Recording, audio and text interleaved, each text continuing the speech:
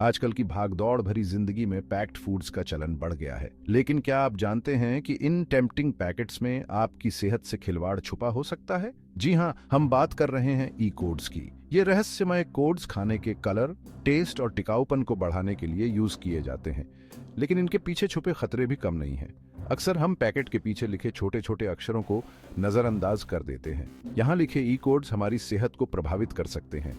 ये वीडियो आपको ई कोड्स के रहस्यों से रूबरू कराएगा। हम आपको बताएंगे कि कैसे इनकी पहचान करें और इनसे होने वाले नुकसान से बचें।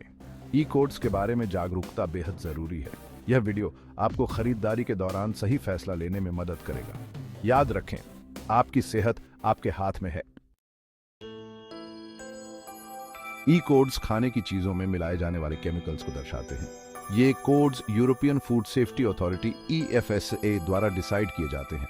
हर कोड एक खास एडिटिव को दर्शाता है, जैसे कलर, प्रिजर्वेटिव या टेस्ट बढ़ाने वाला एलिमेंट। ई कोड्स का यूज खाने को अट्रैक्टिव बनाने, उसे लंबे समय तक सेफ रखने और उसका टेस्ट बढ़ाने के लिए किया जाता है। उदाहरण के लिए E100 कोड कर्कुमिन को दर्शाता है, जो हल्दी में पाया जाने वाला एक नेचुरल कलर है। हालांकि सभी ई कोड्स हानिकारक नहीं होते, लेकिन कुछ कोड्स सेहत के लिए नुकसानदेह हो सकते हैं। इसलिए यह जानना जरूरी है कि कौन सा ई कोड किस चीज का प्रतीक है। ई कोड्स आपके सोचे से कहीं ज्यादा चीजों में मौजूद होते हैं। चिप्स और बिस्किट्स जैसे स्नैक्स से लेकर ब्रेड, जैम और सॉस तक आई कोड्स लगभग हर तरह के पैक्ड फूड में पाए जा सकते हैं। कुछ आम आई कोड्स और उनके उपयोग इस प्रकार हैं। E100, E180 कलर बढ़ाने के लिए, जैसे कि कैंडी, आइसक्रीम और कोल्ड ड्रिंक्स में। E200, E290 प्रिजर्वेटिव के रूप में, जो कि खाने को खराब होने से बचाते हैं, जैसे कि ब्रेड, चीज और पिकल में। उसी E300, E321 एंटीऑक्सीडेंट के रूप में, जो कि खाने को ऑक्सीडेशन से बचाते हैं, जैसे कि तेल, घी और नट्स में। E400, E495 गाढ़ापन, स्टेबिलिटी और टेक्सचर बढ़ाने के लिए, जैसे कि सॉस, जैम और डेयरी प्रोडक्ट्स में। ये ध्यान रखना इंपॉर्टेंट है कि सभी ई कोड्स खराब नहीं होते। कुछ आई कोड्स नेचुरल स्रोतों से प्राप्त किए जाते हैं और सेहत के लिए फायदेमंद हो सकते हैं। चलिए, अब हम जानते हैं कि ई कोड्स से ये कैसे पता लगाया जा सकता है कि कोई प्रोडक्ट शाकाहारी है या मांसाहारी। ई कोड्स के जरिए आप यह जान सकते हैं कि किसी खाने की चीज में जानवरों से प्राप्त सामग्री शामिल है या नहीं। उदाहरण के लिए E120 कोकिनियल से प्राप्त होता है, जो एक प्रकार का कीट है। वहीं E322 लेसिथिन सोया या अंडे की जर्दी से प्राप्त हो सकता है।